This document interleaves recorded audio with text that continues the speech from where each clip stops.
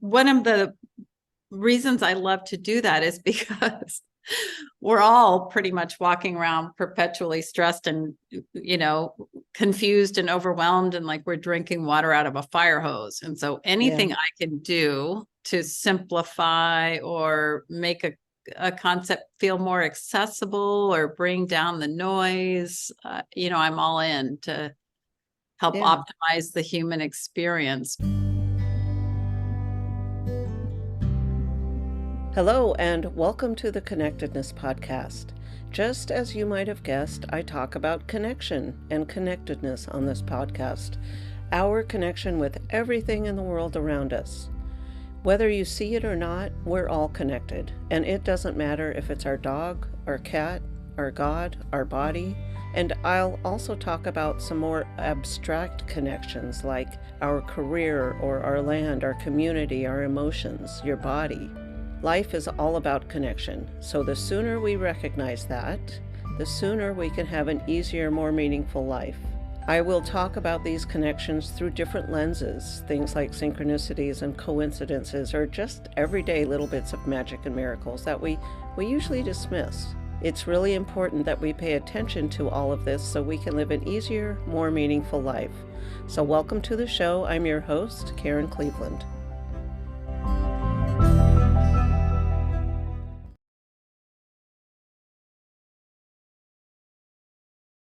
Hello, everyone. Welcome back to the show. I'm very excited to introduce my guest tonight. I have known Deirdre, I don't even know how many years now, actually. Several, more than several, because it was several pre-COVID. So Deirdre is a healer, a yoga teacher, therapist, artist, and she works with people to get to know themselves better through something she has called Soul School, which sounds really interesting. And yoga teacher. Let's just go ahead and get on with the interview. Welcome, Deirdre Wilcox. Welcome to the show. Thank you, Karen. It has been many, many years and possibly even a few lifetimes. Yeah, possibly. Exactly. So thank you for being here. So I let's just start off with a basic background. You do yoga, you teach things about intuition and gut instinct and all these things. What was your personal story to arriving to how you are in the world today and what you teach other people to do? Just like, did you grow up in like a super spiritual house, or did you develop this later? I didn't grow up in a spiritual house. Actually, we grew up in not a strict religious home, but we were raised as Catholic, and we went to mass every week, and my family was practicing Catholics. That said, really early on as a little girl, for sure, starting around 9, I remember distinctly sitting in mass one Sunday morning and having this awareness that it wasn't the right place for me and I wasn't resonating with what was being said. But even more than that, I started to study the room carefully. And I came to the conclusion that most of the people there were not being present, really connecting to what was being said. I felt like they were there out of duty or obligation. And so the whole thing felt false. And I thought, I can't really say this to anybody, but I'm going to sit and just observe this. And so, even then I started watching the priests. And at some point when I was pretty young, I said to my mom, I started to take issue with, why don't we have a direct connection to God? Why would we need to go through someone in a confessional? And, I had all of these questions. Wow. Yeah. Starting at 9 or 10, about how the whole thing didn't make sense to me. And that if God was God, then God doesn't need me to go into a confessional and talk to someone else who's equally human and fallible and tell that person, a man, what all my issues were, and then be forgiven by this person vis-a-vis his power with God. I mean, none of it made sense. Right. So it started young. Yeah.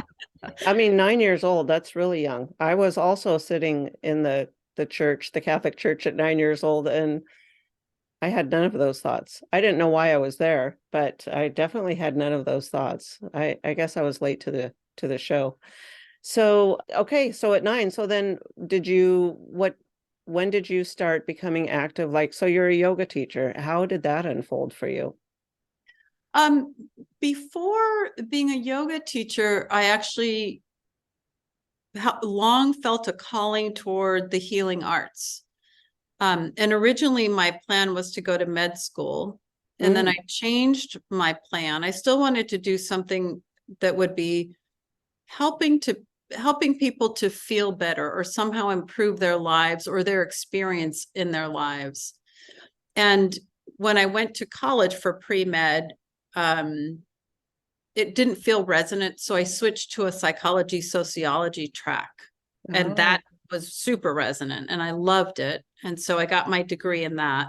Okay. And then it didn't feel right to what I used to think of, which, and this is no offense to anyone, because I know many therapists and love them, and I think it's amazing work, but I just didn't want to sit in a room still with someone and just do that kind of talk therapy. I thought there was something more body mind focused that would be more productive and more helpful, because we don't just live in our heads, we live in our whole system. Right. So I went down the track of getting licensed as a massage therapist. And then from there, as a registered yoga teacher, because I felt like I was missing a movement, physical component from the hands-on piece. And then I did some studying for many years with a amazing teacher named Judith Aston, and she was combining the mind, the body, the emotions, and then bringing in the idea of the neural pathways that we create with our thoughts, our postures, our emotions, our activities, and how those neural grooves start to shape us, and begin to more carefully not only shape who we are, but start to either expand or limit our experience based on those patterns, because we get to default settings and we start to groove deeply into patterns. Right. And so even when there are other options or experiences, we may no longer see them because we're too grooved into our pattern. And so my interest has become, through the soul school, through my private practice and in yoga, is to basically shake up the snow globe and see things from a different vantage point, get to know ourselves in a different way, make friends with our shadows and our inner critic, name our superpowers so they can be used to our advantage, and use those to help with the shadows, so that as we get to know ourselves and we can clearly name and articulate the pieces, we can then see what needs more work, what needs expanding, what needs to be brought down a little bit. Like if, for example, when I'm parked in my small space, as I call it, if I get critical or judgmental, that's one of my shadows. So what can I do to work with that so that it's advantageous? Meaning I can be really discerning in a room and pick up a lot of details. That's the lighter side. But the darker side is I use that same ability I have to look closely at something, and then I could name what's not working about that. And is that actually really helpful sometimes? So all of our things are on a spectrum. I feel like they fluctuate depending on how well we're doing emotionally, if we're taking care of ourselves, where we are personally. So we're fluid. So how do we work with this ever shifting fluid self, even though, and without question, that we have these core central pieces?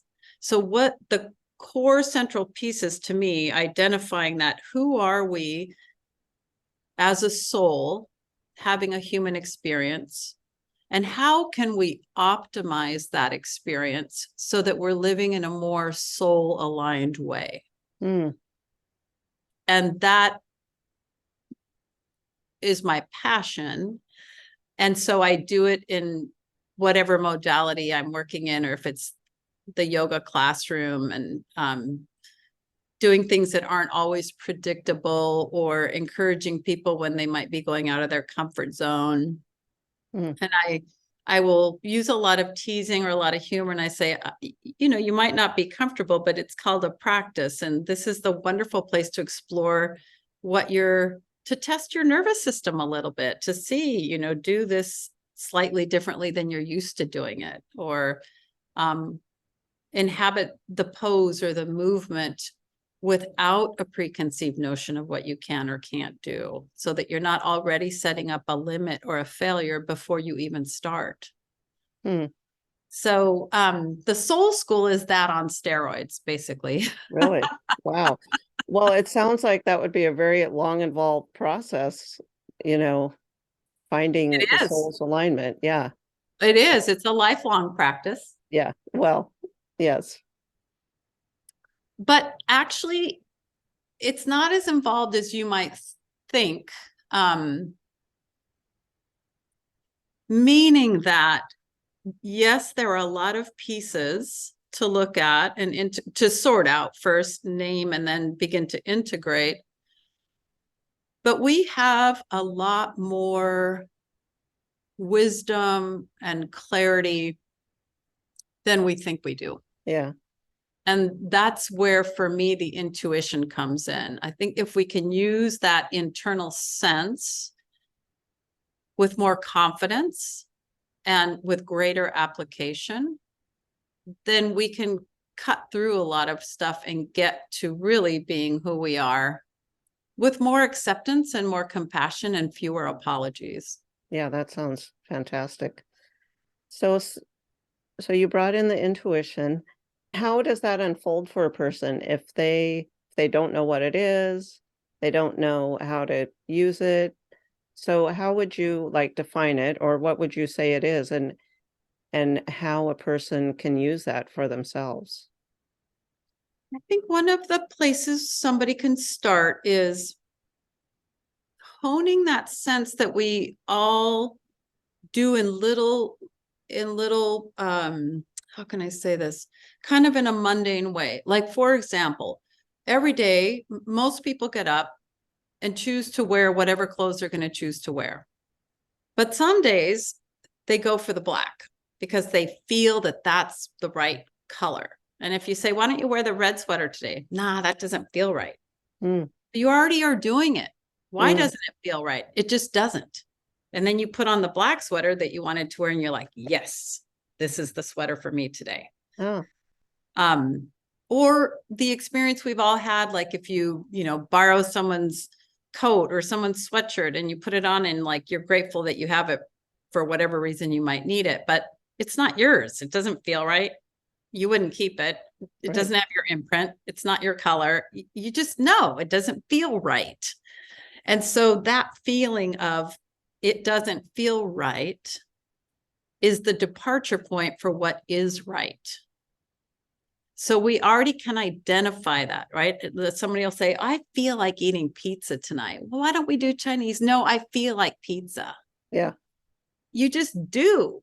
And so it's developing that innate discernment that we have. And a lot of times we just do it, not understanding that we're already doing it. Like, I don't know, that's just how I feel. With intuition, you just know. So the way I practice it, or I started years ago, is literally with those things. Like, I don't think about how to explain this easily. Like, instead of using my head to make decisions, I imagine that there's a little magnet, and the magnet pulls me in one direction or another more. So I used to practice by walking around the U District and different neighborhoods in Seattle. I would start out with no plan. Okay. I would walk out the door and I would wait. I would say, just imagine for fun, a magnet's going to pull you down to the right sidewalk, or it's going to pull you down the street to the left. And so I would start there. And then at the next choice point, I'd imagine not my head, not like, oh, I like that street because that's where Haagen-Dazs is and I can get a scoop. I'd say, I'm just going to be pulled down this way. And I would just keep asking, where's the pull? Where's the pull? And just find my way using the pull. Would you have an end idea in mind? Never. Never. Okay. No, because that's already compressing it. That's Okay. already putting a structure on it. So that was just practicing. That was just to get my internal sense of being drawn in one direction more than another. Okay. And the way that you can start to trust that you're being drawn is that it comes from lower down in the body. It doesn't come from the head. So if you're in thinking mode or it feels like you're up in here, that's rarely your intuition. The intuition is literally at the gut level. And, as we're beginning to find out, there really is, the microbiome is the gut, and you have those gut feelings. And probably the gut feelings are because there are so many neural connections between brain and gut, between heart and gut, heart and brain. And so the gut feeling is a true physiological phenomena. Right. So like we came with all of these apps, we just have to activate them, download them and use them. That's right. Hit the activate button. Yeah. So you must have people that say, I can't tell the difference between my head and my gut. Do you? All the time. Okay. Yeah. And it's hard for us to trust that because we aren't raised to trust it. Right. We don't live in a place that encourages it. We always say, what do you think? Exactly. And I'm more likely to ask, what's your sense of it? Uh-huh. Because it invites you to come from a different place. Okay. And so when it is coming from your head, there can be a sense of being a little bit primed, a little bit activated, a little bit, there's more tension. There's more of almost like an amperage that comes from the head. It's questioning, it's not sure. If it's coming from your intuition and you have that sense of knowing, always there's a sense of calm. It's just, even if it's this fast of a calm moment, there's a resonance, there's a peace, there's a trust. Right. You don't doubt it. It's just in the calm space, you're like, yes, that's the thing. Yeah. The challenge is we have such a hard time getting to that calm, quiet space that we spin out in our head all the time, spin and spin and spin. So true. So true.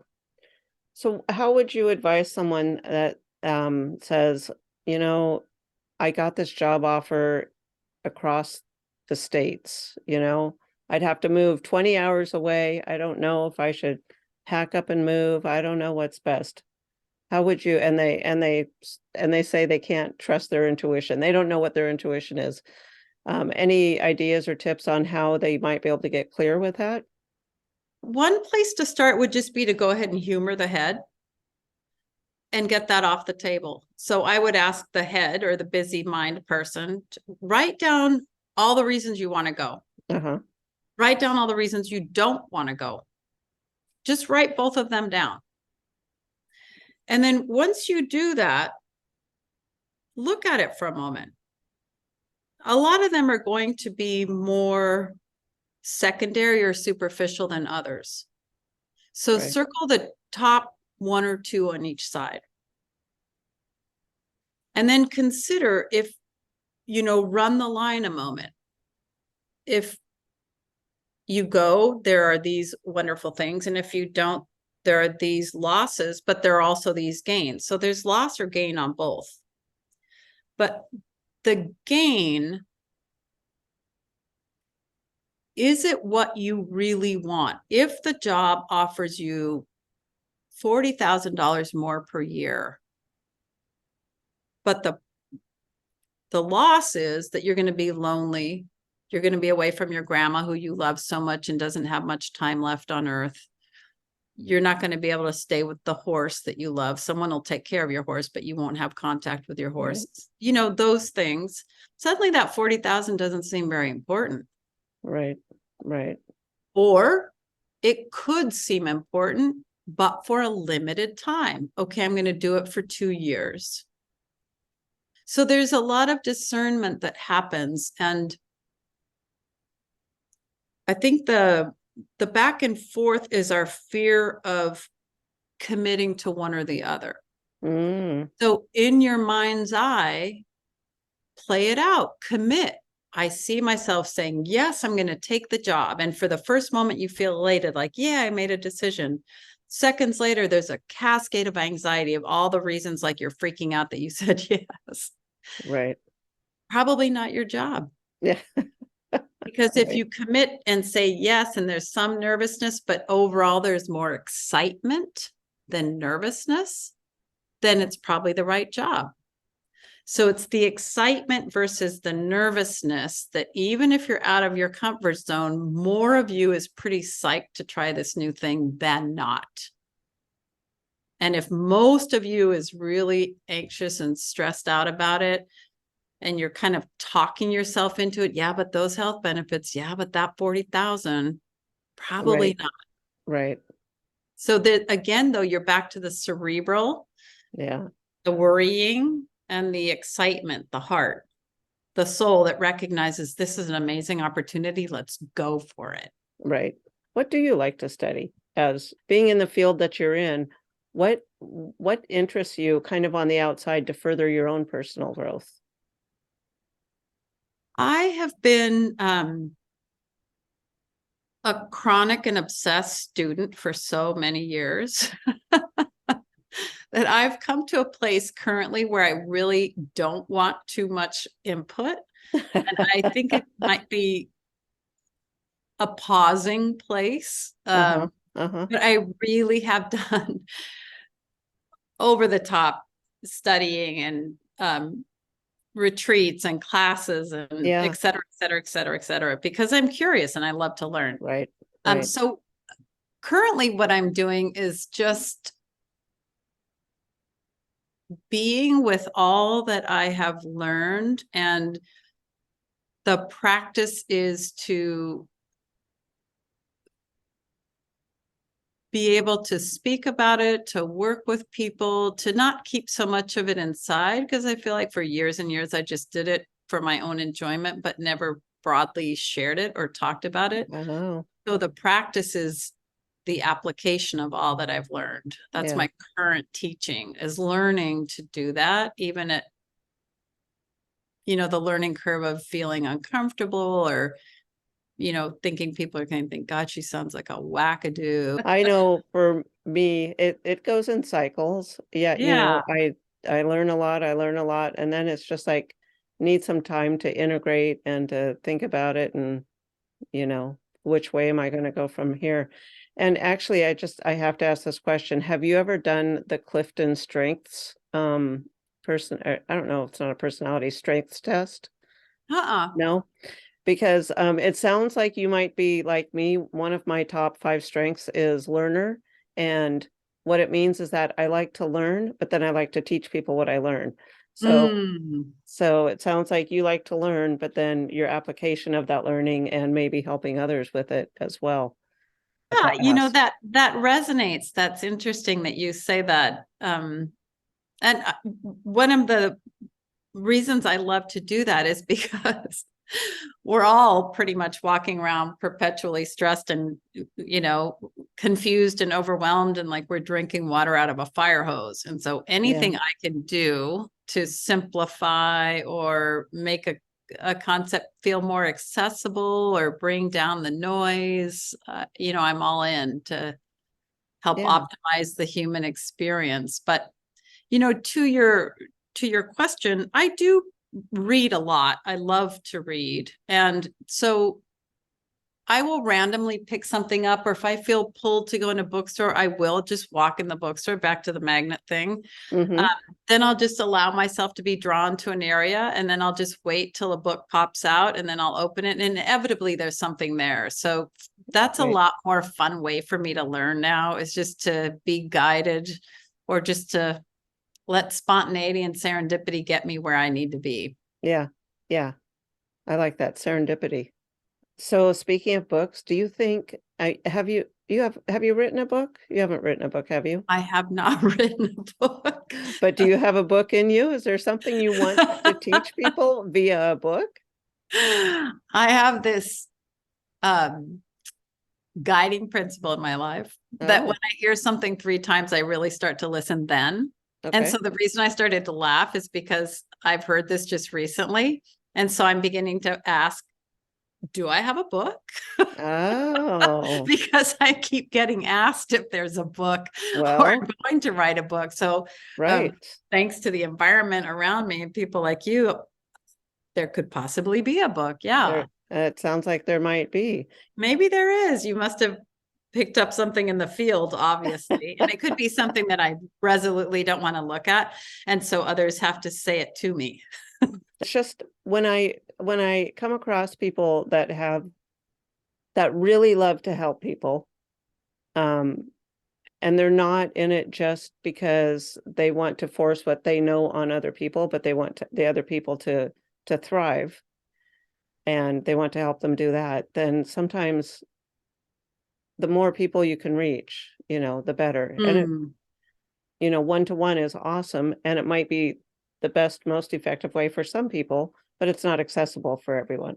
And I'm not going to tell you what your career holds, but it was just a thought. So, oh, come on, Karen, tell me. yeah, right. I think that is what's on the table, though, on the soul level, is exactly what you're saying. I love the work I'm doing in the small groups in the soul school, but how can I make it more accessible to people who maybe don't have that kind of, time or financial resources or aren't able to? Right. My resistance is, though, that sometimes if we get a lot of tips or a little easy book or a pamphlet, yes, it opens doors, but then we can mistakenly think we're developing a skill set that does take time and focus and daily practice, or, that we need to put a little bit of traction on the tires. And because we live in a culture that wants everything to be quick and right away, and we aren't as good on the longer path of study and application, Right.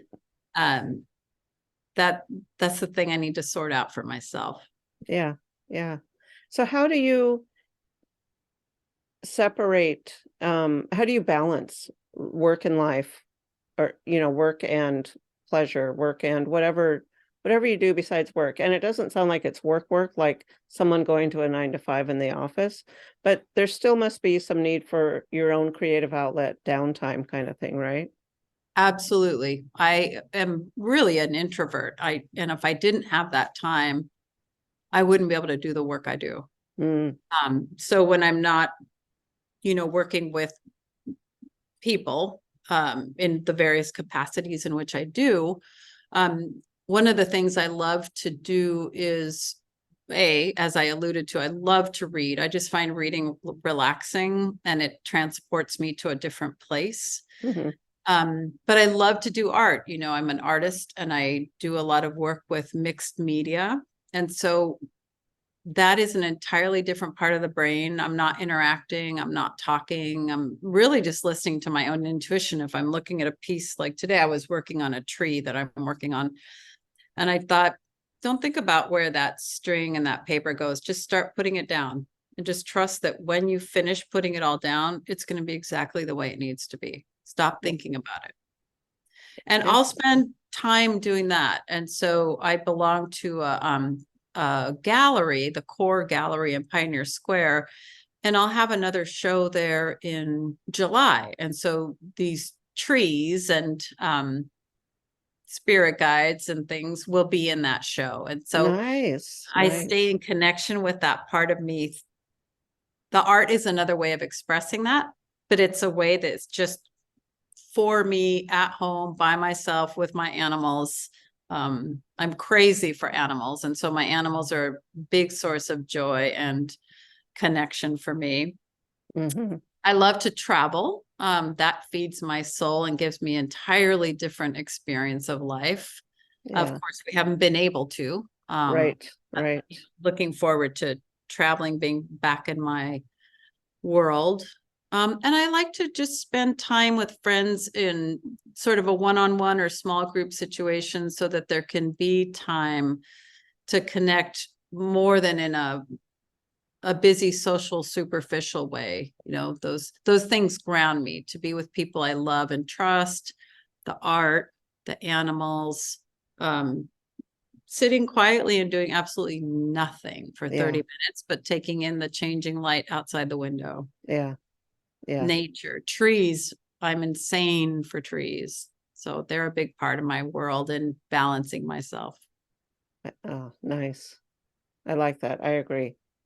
I love the evergreens on my property. In fact, part of my morning practice is to sit and connect with my trees. Oh my So, gosh, how wonderful. yeah. Yeah. My trees, I have what I call my sister tree on the property, and she has gotten me out of some tricky situations, so I appreciate her a lot. And that's never been shared with my listeners before. So there you have it. Love that you have a sister tree. What kind of evergreen? Is she a cedar, a sequoia? Cedar. My She's a cedar. favorite. Yeah, I have Yeah. a real kinship to cedar. Yeah. Me too. Is there anything you like, if you could teach everyone in the world something right now, it's like anything you wish everyone knew? I wish everyone knew how to use their breath therapeutically to help themselves feel however it is that would most benefit them to feel in the moment. Oh, Because interesting. our breath is one of our most powerful therapeutic tools we come with. And it isn't just be aware of the breath, but really connecting to not just the fullness of the breath, but you can use breath to feel more energized, to feel calmer, to feel more in balance, to feel more grounded, to feel warmer, to feel cooler. There's the breath has so many applications. And if we just got the basic concept down, that a longer, more mindful breath and the 4 parts that we inhale, and there's a natural pause there, and we exhale, there's a natural pause there. If we even followed the 4 parts of the breath cycle consciously for 3 breaths, randomly a couple times a day, it would start to change our picture just that little bit. Really? Yes. And we would also understand that we inhale the oxygen from the trees, exhale our carbon dioxide, they take that in, or carbon dioxide, they take it in. It's a reciprocal relationship. The trees take our breath and we take their breath. So if we even thought about that part of the breath too, that it's absolutely in connection, isn't it? in connection to everything else. But Yeah. more in connection to our intuition. How can we hear our intuition if we can't calm the snow globe and settle it?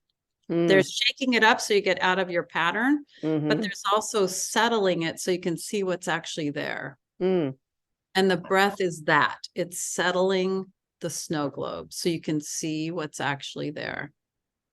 I like that analogy. That's, yeah. And the other thing, whether people believe it or not, and I'm sure many don't, but I do feel like we are all guided at all times. We may not be open to the guides or to hearing the guides, but they are there standing by. And if we just would invite them or acknowledge that help from all that is, or however you see it, it doesn't need to be labeled, but that at all times there is guidance. Yeah. And is that something you teach in any of your classes or with any of your clients? Or that's just... For sure, that's all part of Soul School. Okay. And when I work one-on-one in my body work and emotional support practice, I absolutely remind people that they're guided, that they can trust, start to trust their intuition. I say, well, what does your body say? And if I can get past their head and ask questions in a certain way, then it's surprising what they say. And I say, did you hear what you just told me about your ankle? So actually they know more than I do. I know nothing. I can just facilitate or draw it out. Right. I don't have any answers for them. Yeah. Wow, that's fantastic. Anything else we should have covered that I neglected to ask you that I forgot about? You are just full of fantastic information. You are. You asked a lot of really good hard questions, so give yourself credit for that. No, I think I've said what needs to be said. Yeah. I would just ask people to, particularly when the inner critic is going crazy, to just for a moment remember the spark of the divine that's in each of us, and just to say to the inner critic, thank you. I've heard from you. I know what you think, and I'm going to put you on pause. I'm going to redirect to my soul self. Thank you. Because we all have that critic raging so much of the time, and that also interferes with our intuition, our capacity to feel guided. We're not worth to be guided, right? Who would want to guide us? We're such a mess. That's so true. So true. So for the listeners that are curious about working with you, do you only work locally, or do you work online at all? And why don't you tell people where in the world you are and how they can find you online? Well, on the planet at the moment, I'm in Seattle, and online they can find me at my name, DeirdreWilcox.com. And there is some information about, I run a class called Quiet Mind on Friday mornings. It's 30 minutes of breath and meditation. Each one is different each week. Anyone can join from anywhere. It's a Zoom class. Okay. The link is there. It tells where I teach yoga classes in Seattle proper. Although there's a men's class, yoga just for men, that's online. Okay. That anyone can join from anywhere at any time. And then the private sessions, of course, would only be able to happen in Seattle. But what I do for people that aren't in Seattle is people either call or we do a Zoom in terms of problem solving something for them. It could be a physical issue. It could be just wanting a safe sounding board to start to figure out some pieces to put in place.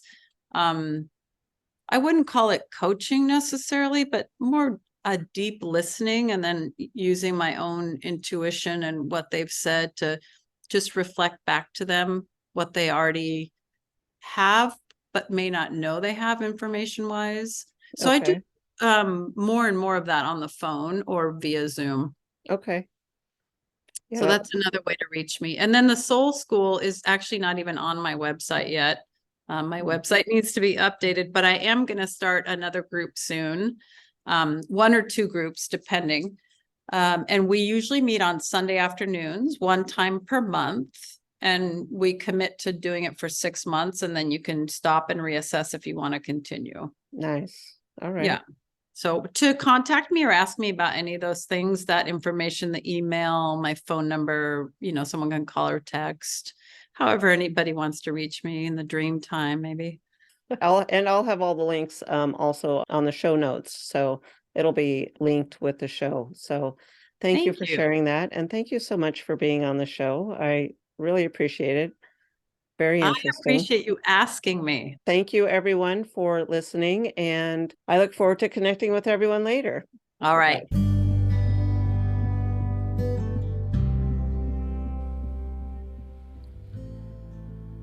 If you enjoyed the show, don't forget to head over to revkarenpodcast.com. That's REVKAREN podcast.com.